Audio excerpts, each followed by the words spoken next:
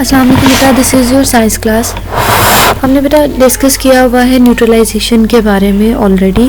ठीक है, न्यूट्रलाइजेशन में हमने क्या कहा था, whenever acid reacts with the base it produces salt and water, right. जिसमें हम कहते थे इसका मतलब ये हुआ कि एसिड जो है वो बेस को न्यूट्रलाइज कर रही है और बेस एसिड को न्यूट्रलाइज कर रही है। When an acid and an alkali are mixed together, they cancel each other out or neutralize each other. ठीक है, उसके बाद बेटा हमारे पास ना एक एक्सपेरिमेंट है सिंपल सा, उस एक्सपेरिमेंट को हम देख लेते हैं। हमने कहा हमारे पास एक सिरिंज है, सिरिंज में हमने ऐड कर ली एसिड। ठीक है, दूसरा बेटा हमारे पास है बीकर।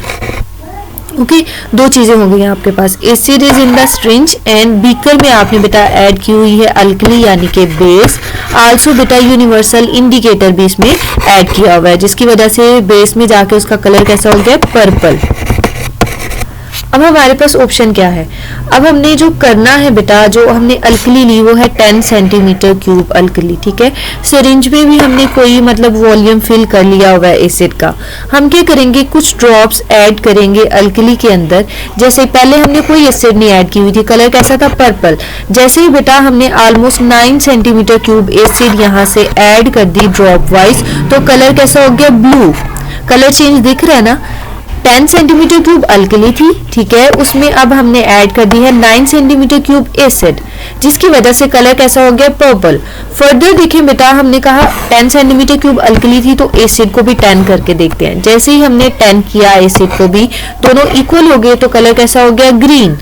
अब ये ग्रीन कलर बेटा शो कर रहा है न्यूट्रल पीएच को। इट मींस ये जो सोल्यूशन है आपके पास, इसकी पीएच क्या है, 7। ये न्यूट्रलाइजेशन रिएक्शन हो गया है। इसमें क्या क्या कुछ बना होगा, एसिड और बेस रिएक्ट किए हैं तो क्या बना होगा, साल्ट बना होगा और साथ में वाटर। क्लियर है।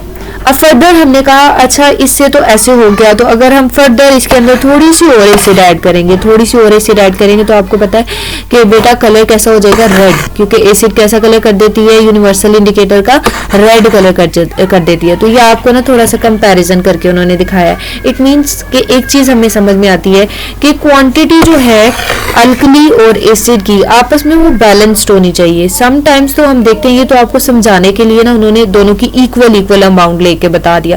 समटाइम्स ऐसे होता है कि बेटा हमारे पास एसिड बहुत स्ट्रांग होती है और बेस वीक होती है, तो फिर हम थोड़ी सी एसिड डालते हैं, फौरन से न्यूट्रलाइजेशन रिएक्शन हो जाता है। इसी तरह समटाइम ऐसे होता है कि बेस बहुत स्ट्रांग होती है और एसिड वीक होती है, फिर हमें भर के एसिड डालनी पड़ती है, बहुत ज्यादा एसिड डालते हैं, देन हम कहते हैं कि सोल्यूशन न्यूट्रल होता है। तो यहाँ पे आपको जो चीज समझने वाली है वो यही समझना है, न्यूट्रलाइजेशन रिएक्शन क्या होता है।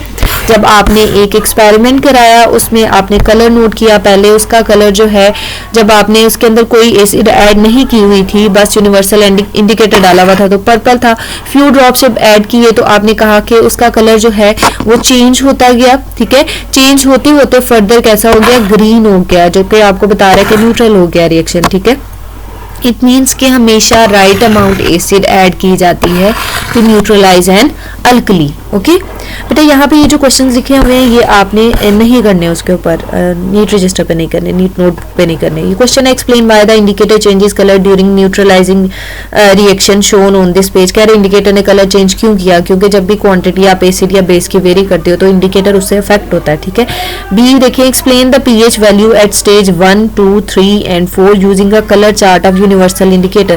बेटा आप कलर चार्ट जो पीछे प्रीवियस पेज पे आपको दिया हुआ था ना, उसके अकॉर्डिंग देख सकते हो कि पीएच 1 पे ऑलमोस्ट मतलब 0 पे तो डार्क सा रेड था। ठीक है, उसके बाद रेड का कलर थोड़ा लाइट होना शुरू हो गया, 2 के बाद हम कहते हैं ऑरेंज शेड आ गया, फिर उसके बाद 3 के बाद आगे 4 पे गए तो येलो आ गया। तो ये आप अपने बुक से देख सकते हो। ठीक है, ये क्वेश्चंस आपने नोटबुक पे नहीं करने। ओके, उसके बाद है अंडरस्टैंडिंग न्यूट्रलाइजेशन। कहते हैं इस रिएक्शन को अब समझे भाई, इस रिएक्शन में हुआ क्या है अंदर। बेसिकली बेटा आपने कहा एक एसिड होती है और एक बेस होता है, यही किया था ना। एसिड आपने कहा सपोज हमें एक आसान सी एसिड यही लगती होती है HCl, और इजी हमारे लिए यही होता है कि हमारे पास बेस है NaOH। जब भी इनका आपस में रिएक्शन होता है तो NaCl बनता है साल्ट और वाटर। अब इस रिएक्शन में बेसिकली होता क्या, ये आपको बताना चाहते हैं बेटा। एसिड है तो कैसा आयन देगी, H पॉजिटिव आयन देगी। इसी तरह ये कैसा आयन बनेगा, क्लोराइड आयन बनेगा। हमेशा ना जब भी कोई कंपाउंड बना होता है ना, आयोनिक स्पेशली या फिर पोलर कोवलेंट कंपाउंड, उसमें एक साइड पॉजिटिव होती है, दूसरी साइड नेगेटिव। इसी तरह इसकी भी एक साइड क्या होगी, पॉजिटिव, सोडियम जो है वो पॉजिटिव है और ये हाइड्रोक्सिल आयन है विच इज OH नेगेटिव। तो इस तरह आप देखते हो एसिड हमेशा क्या लूज करती है बेटा, H पॉजिटिव आयन देती है, बेस हमेशा OH नेगेटिव आयन देता है। ऐसा एसिड जो बहुत ज्यादा H पॉजिटिव आयन्स देता है वो कैसा होता है, स्ट्रॉन्ग, ऐसी है ना। और अगर कोई बेस बहुत ज्यादा OH नेगेटिव आयन्स प्रोड्यूस कर रही है तो वो बेस क्या होगा, स्ट्रॉन्ग बेस। तो ये थोड़ा सा कॉन्सेप्ट हो गया आपके पास। अब जो चीज समझने वाली है इसमें देखें, आप रिएक्शन को जब फर्दर देखते हो ना बेटा, सेकंड हम इसका कलर ही चेंज कर लेते हैं। तो हम रिएक्शन को फर्दर देखते हैं तो हम कहते हैं कि कुछ ना कुछ तो हो रहा है ना इस रिएक्शन के अंदर। हो क्या रहा है, बेसिकली हम देख रहे हैं ये जो मेटल है, ठीक है, मेटल, इसके साथ आके कौन अटैच हो गया, क्लोरीन, देख रहे हो, NaCl, मेटल और क्लोरीन ये एक्सचेंज हो गया। इसी तरह से हाइड्रोजन जो है वो OH के साथ मिलकर इसने क्या बना दिया, H2O वाटर। ये जो कंपाउंड है ये कैसा कंपाउंड है, आयोनिक है या कोवलेंट है, आयोनिक कंपाउंड है बेटा। आप लोगों ने प्रीवियस चैप्टर्स में इसकी वो मतलब आपने इसकी वो देखी भी हुई है, जिस तरह से Na पॉजिटिव है, लास्ट शेल में 1 इलेक्ट्रॉन है Na का, वो 1 इलेक्ट्रॉन लूज करता है। क्लोरीन के लास्ट शेल में 7 इलेक्ट्रॉन्स होते हैं, वो इलेक्ट्रॉन एक्सेप्ट कर लेता है। तो ट्रांसफर ऑफ इलेक्ट्रॉन्स होती है, इस वजह से आप कहते हो कि ये आयोनिक कंपाउंड है, ठीक है।